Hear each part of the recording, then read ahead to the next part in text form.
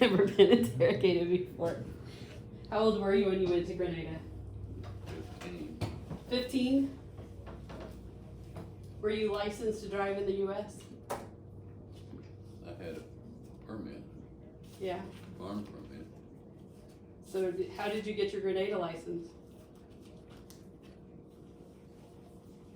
When I turned 17, you had to be 17, so when I turned 17, I just got it. Yeah, so what'd you do between 15 and 17? Well, I drove till my license ran out. No, your American license? Yeah. It was good, Yeah. but then it ran out. It said I was 16, but, Why did it say you were 16 if you were only 15? well, when it expired, Oh, when it expired. So, what did you drive down there? 2302, 2302? What's that? the old Hillman station wagon. Hillman station wagon. Did it have a name? Or just 2302? It's 2302, How many seats did it have? 2 seats. But it had, I think, but it had a back end Yeah. without a seat, I think. How many people? So you had 2 seats, but how many people would you haul? Well, you could get however many you wanted in it. On the inside? Well, you could get up to 20, probably, 20? but lay them in there like slabs. No, is it still running? Okay. So Quentin and I were trying to remember if it had a name. Was Rolling Home? That name came up. That wasn't it. It was just 2302. That was the tag number. That was a tag number. So did you drive for the school? Pick up people for the school, or With did you the just? bus. Uh-huh. We had the school bus. Yeah. That old timey bus. No, you wouldn't probably remember one, but it was like a 2.5 ton truck with a house built on the back. Just Wow. rows of seats with a roof on it. So how many was that designed to haul? Oh, you could get quite a bunch in there. Well, if you got 20 people in a 2-seater. Well, that might have been more for when they had the Volkswagen, but you could pile them in. But the bus, oh yeah, you could get 60 people in that bus. 60 people. Probably. So how did you adjust from our wide American roads to those narrow Grenadian roads? Some of it you just couldn't adjust. Some of it you just had to go. You just go, And, you beep beep around the corners? oh, you know, but if you went hard enough, people got out of your way. They learn the sound of your, Well, they could hear you coming. yeah. Or probably most of them, except in the car. So did you have, where did you go mostly? Where did you hang out mostly?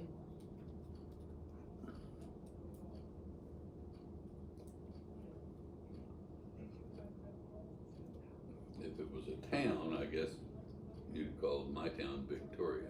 Yeah, 'Cause all my boys were up there. all your boys. So what would you guys do?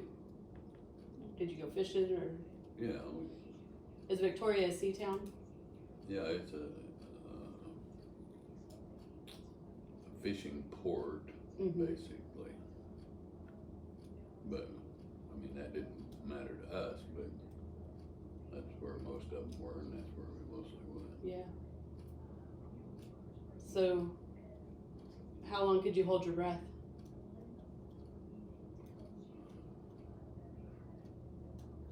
Most I ever did was 3 minutes and 40 seconds. 3 minutes and 40 seconds of holding your breath. I could sit there and time Who could hold their breath the longest? it. Probably the one that died. Jones? Yeah. Oh, What happened? Tell me about that. Well, we were gonna go diving when I got out of school. And I told him, don't go till I got out of school. And when I got out of school, he had taken my gear, my mask and fins and gun, and went by himself. He had found a little boy there at Marigot Bay that had a little boat, and he kind of went along to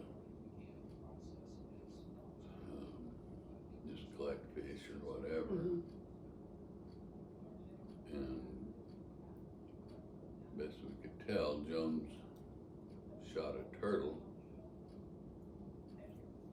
in the back, and he was probably, the boy said he saw him come almost up to the top, and then he must have seen the turtle and he dived back and just didn't have enough wind to follow. Wow. And so he drowned. As soon as I got out of school, I drove down there. I had the car, so I drove down there, and there was a few people around and said, Jones drowned. And you hadn't heard anything before then? No. And so I just ran back to the car and tore off to Victoria. Mm-hmm. And they said they couldn't find him. So I tore up the road to Victoria, went through Guave and up and around. When I got there, I saw a couple of the boys, and I just yelled at them, and they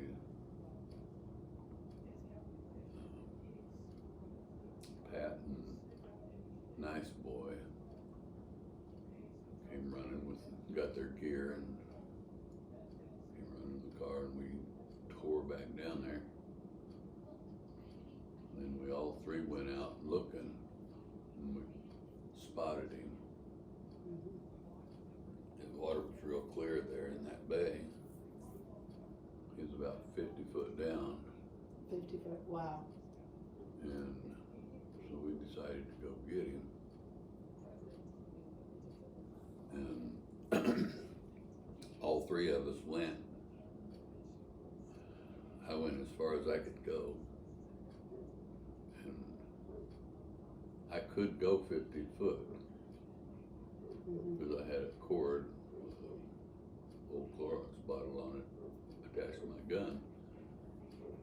And I had went that distance, so I knew I could do 50 foot, but that may have been a little more, I don't know, but I went as far as I could go, and I stopped.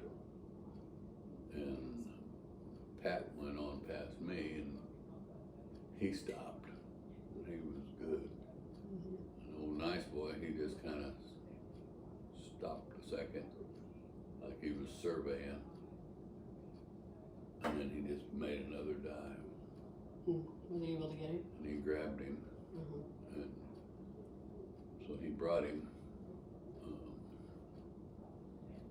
It was all real quick, because I was still down. Mm-hmm. But I just couldn't go any farther. Mm-hmm. The pressure was too much at that point, I guess. Anyway, he brought him up a little. And Pat grabbed on.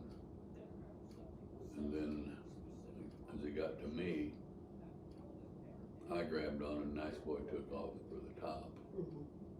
Because he was Getting some air. He was hurting. Yeah, he was the best I ever saw. But so anyway, we pulled him out. Wow. So how long could he hold his breath? Oh, I don't know. Was he about the best shot you had? Was he good? He was the best shooter. Pat was the best. Probably nice boy, probably, but Pat was right there with him. How far? What could he shoot? What's a metric? With the spear gun. Uh huh.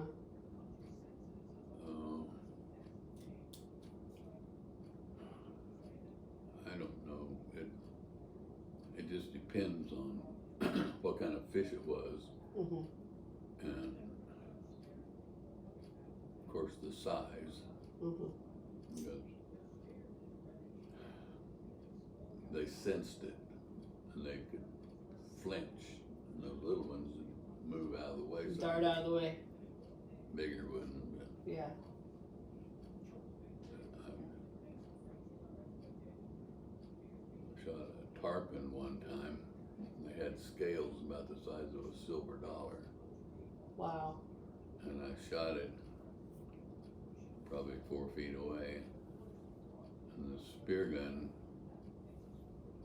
it didn't even get past the tip. The tip stuck in it, and Those. in the scale, and it just shook, and the scale dropped out, And and it was still on the rod. But different ones were different ways. But mhm.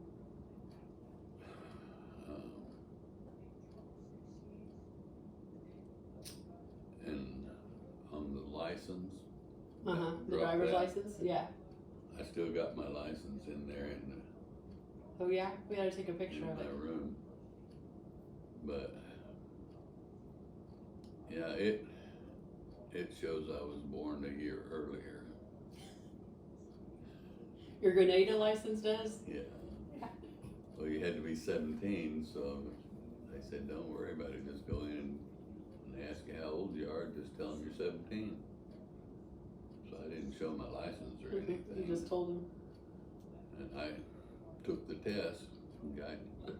Cop got in the car with me, and we drove. Come back and give me my license. Yeah.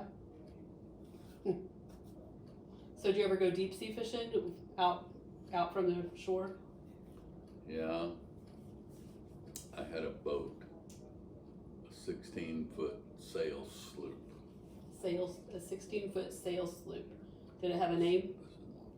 Yeah. I can't remember it. They all had a name Oh yeah. written right on them. I can't even remember that one. So, what would you fish for out there? Well, you'd fish for anything you could get, Mhm. but when I went, we fished for big fish too, but you would take a basket full of little fish and take them out there. We went, you couldn't see any land anywhere, Mm-hmm. no life jackets, no Mhm. nothing. Of course not. And then you had a board, and you'd take a cutlass and chop those little fish up into pieces. Mm-hmm. And then we pulled the plug on the boat and fill it about a fourth full of water and dump that in there for chum. Uh-huh. And then you dip it out. And the flying fish would come around Uh-huh. and go for that chum. Sometimes you'd get a shark or something. Uh-huh. The guys did, but I didn't that day. And you dip that out, and then you had a net, a circle net. It was just Like a big hoop or hoop, uh-huh. and it was just, you had the basket part, and you hold it on each side, and the flying fish would come up there by the boat for that chum, and you just dip under them and dip them up, Wow. and throw them in the boat. So how big was the net? Yeah, about 3 foot. And so we got a lot of flying fish, but the sea was kind of rough that day. And that old chum stuff, oh, I got sick. I was throwing up, You were just chumming the fish. but I was throwing up in the water, so the fish kept coming. So I just kept dipping, and I'd throw up and dip fish till I was green. But the boys did catch 140-pound tuna one time when they went out. 140-pound tuna. In Wow. with my boat, and they caught a shark one time that was long as a boat, they said, but they finally wrestled it in and they cut it open and got the liver out.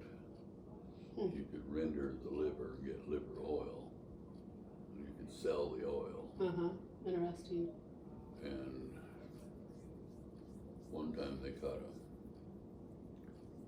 it would be considered a great white. We just called them water shark, but that's what they were. They caught one of them and they cut a big chunk out of it or so and brought it in for Dad. Because Dad would eat any fish. Oh yeah. But they didn't like that because it was a softer. They said if you hold it in your hand like that, it'll just drip through your fingers. Yeah. But it wasn't quite that bad. But It just didn't have a lot of substance. yeah, it would kind of settle into your fingerprints. But didn't matter to Dad. And I ate it too. It was okay. But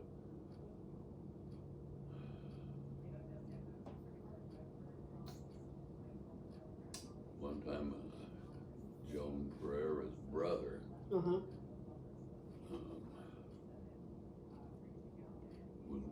doing the boat. He was taking your boat out. Yeah. And my boys took over after that. But Aaron was his name. And the season was right. He came in one evening. And I was down there waiting because he was they were late getting in. And the sea was rough.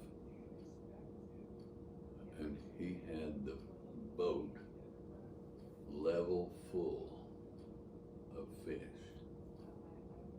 They had a lot of, we called them dolphin, but it's mahi-mahi, same thing, that kind. And the ocean gar and flying fish and the sea was so rough, couldn't get people to haul the boat in. It was too heavy. They tried, but they couldn't get it. And it kind of went sideways, and a wave kind of rolled on it and knocked all that fish out. That they just caught. Yeah, never got it in. Just a few, maybe flying fish in there, but the next morning that whole bay was just full of gulls and birds. Still eating, getting those fish. Yeah. Because I was down there early, but that was kind of some of the times with the boat. How did you come to have the boat? Well, I had a little bit of money I had saved from mowing yards still, and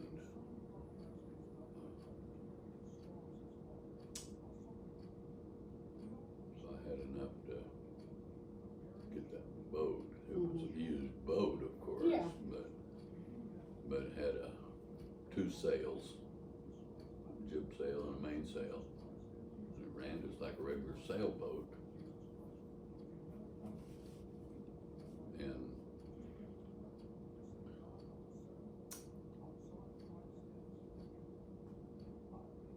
yeah.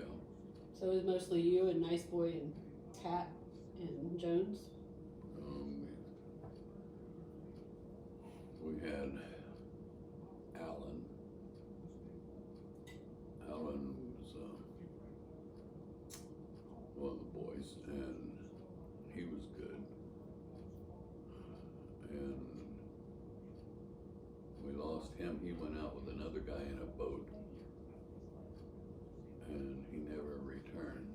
The other guy did, and he said that the boat swamped in rough sea, and he was able to swim in, but we always thought he probably Yeah. killed him. Wow. Left him out there and left the boat out there. We don't. But there was a nice boy and Pat,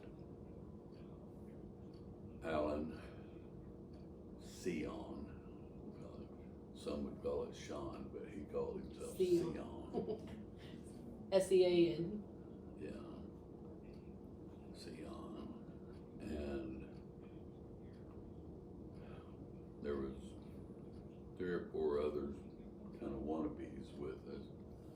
And George Wilson was one, but George never went in the boat or anything, but he would go diving with us. Mm-hmm. And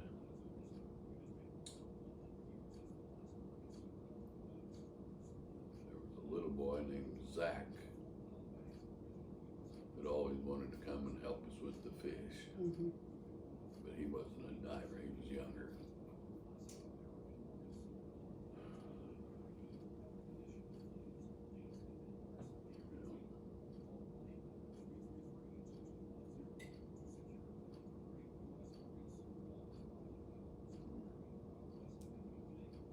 Anything else you want to talk about?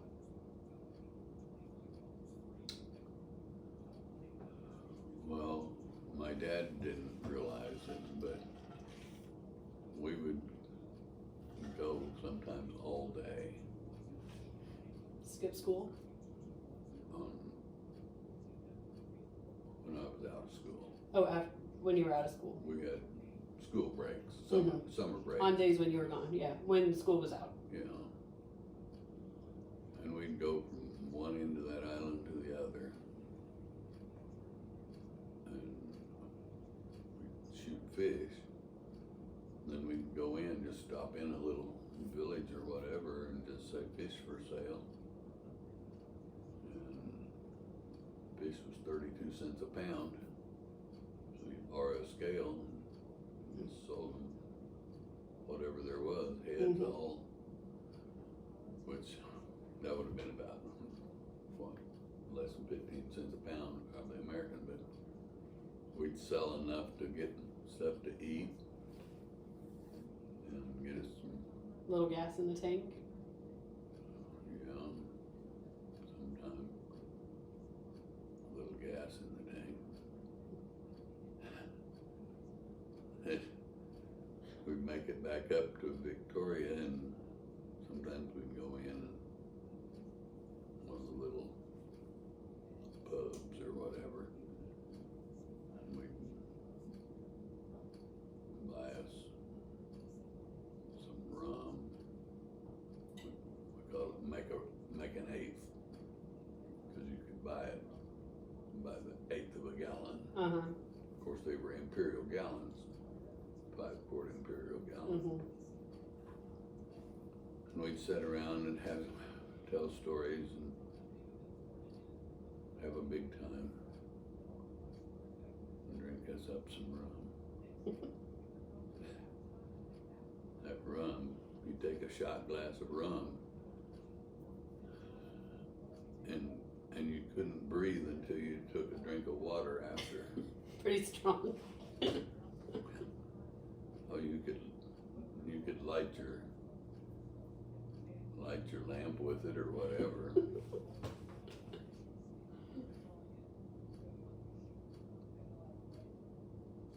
So, rum's still a big thing in Grenada. Probably. We went to a little island of Carriacou, and about 5 of us, I think. And then John Mason was the caretaker at the place. At Carriacou? At the school. At the school, Well, for the land. And he had an auntie that lived there. And he said, we can just all go up and stay at her place. He had talked to her or something. So we all just got on the boat and went to Carriacou.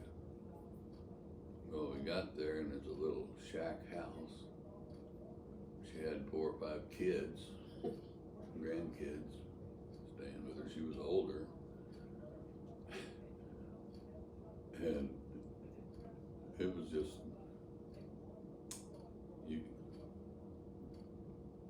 it was mainly a 2-room cabin with outside cooking. Yeah. And how many of Kitchen. you guys were there? There's about 5 of us. And she had 5 kids already staying there. She made the kids sleep on the ground under the house. And we just stepped into one room. We all just had she had a little blanket. And we didn't take anything with us, but she had a little blanket for all, and we all had our little blanket, and we just lined up in a row on the floor, slept right there on the floor. And we spent probably close to a week up there. And we had so much fish. You took your little boat over there? No. You took the ferry? Or what? How did you get over there? The island hopper. Uh-huh. I mean, it was as long as this trailer. So what did you do while you were in Carriacou? We fished. Mm-hmm. And they had a lot of lobster there. And so they're not the kind with the big claws. They had the long feeler, but the tails were the same, but they were big. Some of those tails would be 4 inches across. Wow. And or better, probably 8, 9 pound lobster maybe. And we didn't know there was a season on lobster at the time, I guess, but we took lobster home. We had lobster for breakfast. The little old lady cook it up, and of course they were tickled because they were in hog heaven getting all they wanted to eat, and oh, she was tickled. She'd cook it up any way you wanted, the fish and the lobster. And we ate good. Down the road about a quarter mile was a little old shop. Just along a little windy road. And they had, their rum was different. It was Petit Martinique or one of them little islands where they made it, but it was called Jack Iron. Was it stronger than the Grenada rum? Oh, it was tough. And we all, I remember we went down there and we all got halfway drunk, and we was playing Jump Up Carnival and singing all the way home. What? How do you play Jump Up Carnival? Well, just like Carnival, you see in Carnival. And you sing a song and kind of dancey jump up. We were singing, I can remember, we came to Carriacou. I don't remember the rest, we all made it up as we went, but.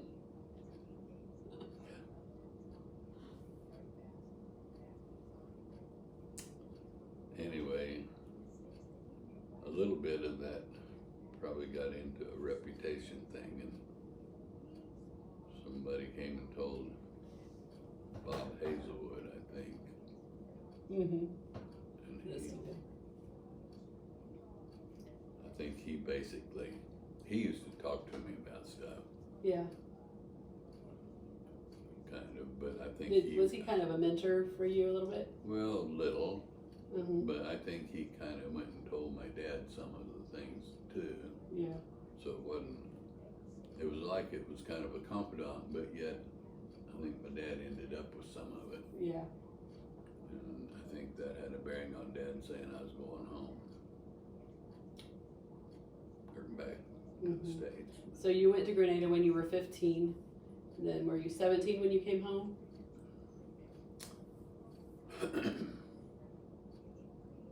Yeah, I came home Easter weekend of '67. So I was 17 and a half, Mm-hmm. a little around there somewhere, wherever March was. It was March that year. And I left on Good Friday. I spent Good Friday in Barbados, right on the beach. So I went swimming and diving around with my glass and seeing all the stuff in the harbor, and tons of anchors laying on the bottom. Really? In the waters. And then I came on Saturday.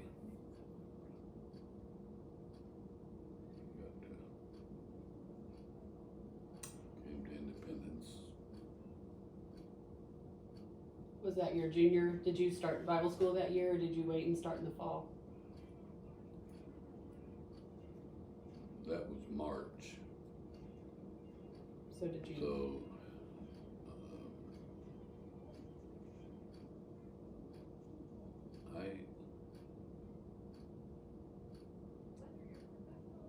Surely you finished out the semester.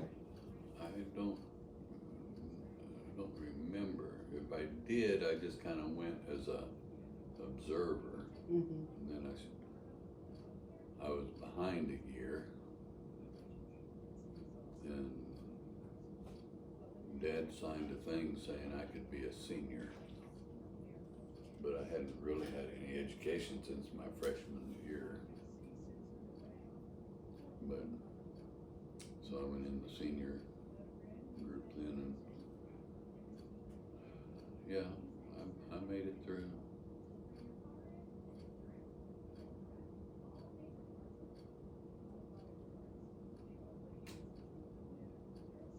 How old were you when you and Diane got married? I was a week before I was 20.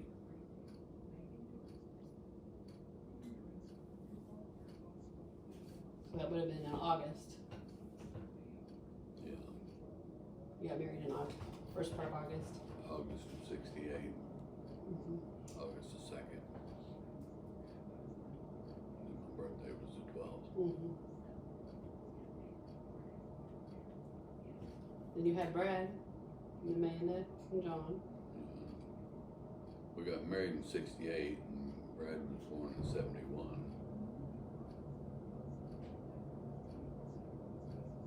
Then since then you've lived in Texas and Kansas, Texas, and Oklahoma. Idabel's Oklahoma. Yeah, it's So it's all been on Oklahoma. the border. Right. It was on the border of Arkansas and Texas, and 40 miles from Louisiana. Really? I didn't know it was that close to Louisiana. Well, is there anything else you'd like to share? Did you have a nickname? Not really. Garnet, teacher Garnet, Uh-huh. used to always call me Prophet, Prophet. Nathan the Prophet. Nathan the Prophet. I didn't have a nickname like all the other boys did. You're too old and stately for Prophet. nicknames. Well, thank you for chatting. Now there's lots and lots of more stories, but you just can't. We got plenty of time. What else? No, I mean, you can't really describe some of it. Mm-hmm. I had 2 wrecks with the car. The VW? Or the Volkswagen? The Hillman, Hillman, and had one wreck with the bus.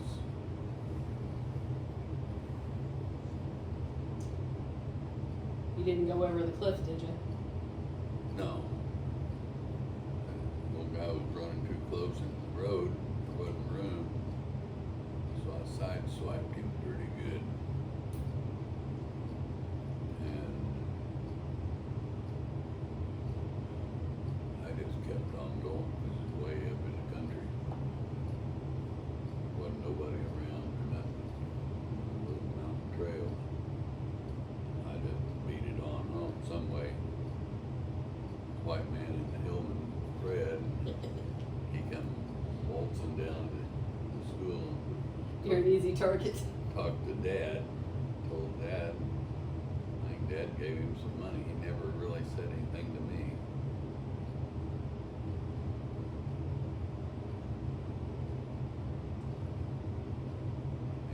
And,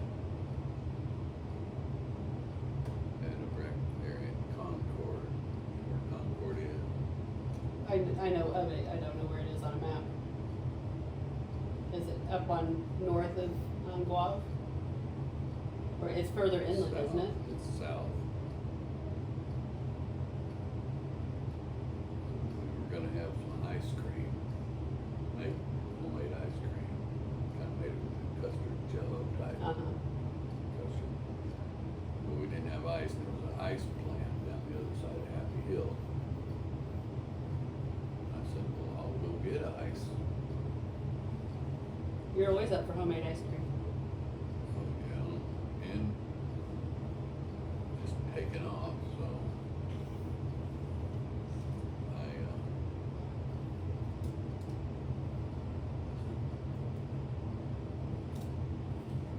I took off. Well, I went into Guave first, so I went by and picked up the Forever Girls. The Ferrari girls, uh-huh. Joan and Grace. And I kinda had a little crush on Grace. And at that point, and so they were both there in the front seat with me. We were beating it down there to get the ice. Well, we came to Concord, and there's a little bridge, a little stone bridge in the road, only big enough for one car. Wide, you couldn't pass. So I come flying around the corner and onto the bridge. There's a car coming right on the bridge. We met right in the middle of the bridge, head on. Did you hit? Oh, yeah. Tore the car up pretty good. Well, your mama had a little crush on a boy, My mama Ruth, yeah. Dennis, Yeah. from Mount Morris. Dennis, of course, the girls knew him good. I didn't like Dennis. In fact, my boys all told me, tell him to come up for graduation night. And they'd fight. They all came. They were there. I had probably 10 boys came. Were hiding out by the school. They didn't come in for the graduation. They were hiding outside the school waiting for him and his boys. That's how kind of enemies we were. Yeah. And here he is the one in that car, Oh, that you hit head on that bridge? head on. We couldn't neither one drive or go nowhere, you know. So I wouldn't even talk to him. I just got out. The post office was half a block away. I just got out and marched on past and went straight to the post office to find a phone. wouldn't you know, Bob Hazelwood was there.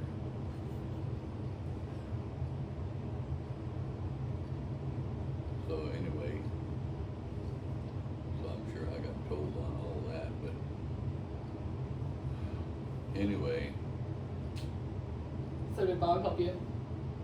we got it pushed back and all that, and then got it home some way. And I think Dad had insurance at that point. Mm-hmm. He never really got on to me, and I just told him what happened. Curious why I had the girls, I guess, but I mean, you just wouldn't miss a chance to go pick up the girls. And so that was that wreck. Then the school bus, I was going down around the corner, just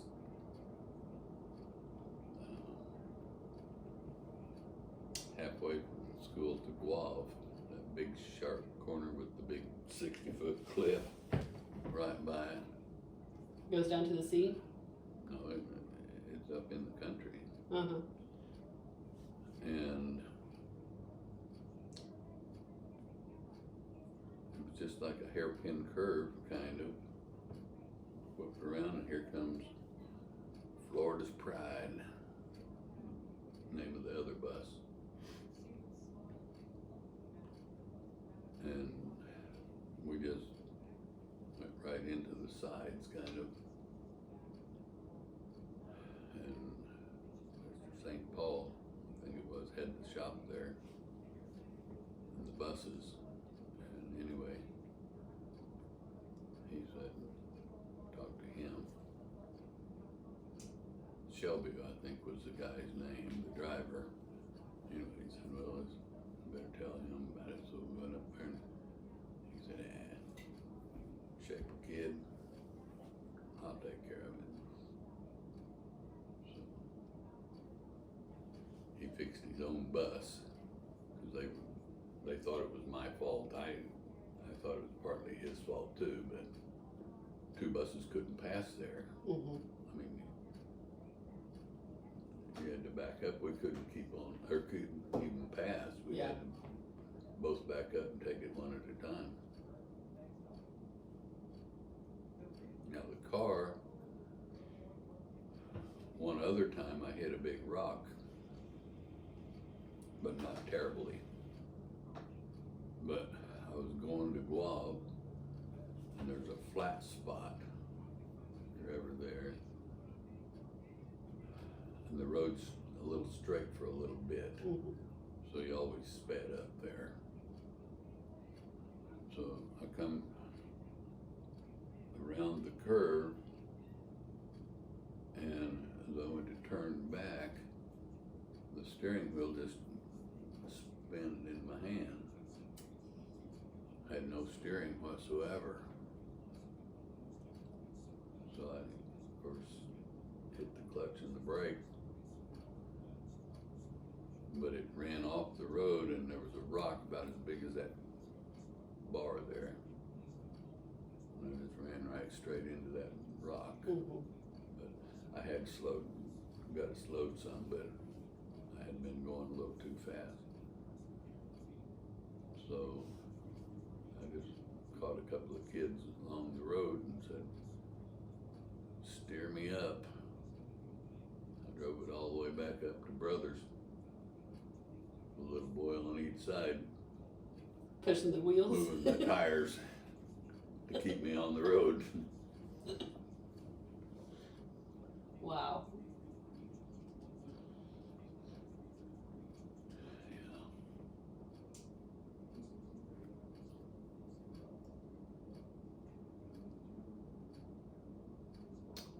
Lots of goofy little stuff.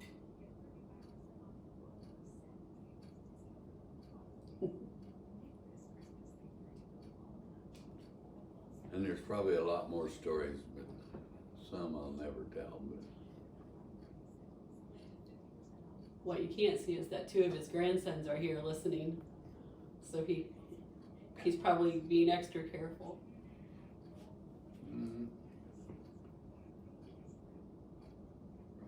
call anybody else, some of them either. But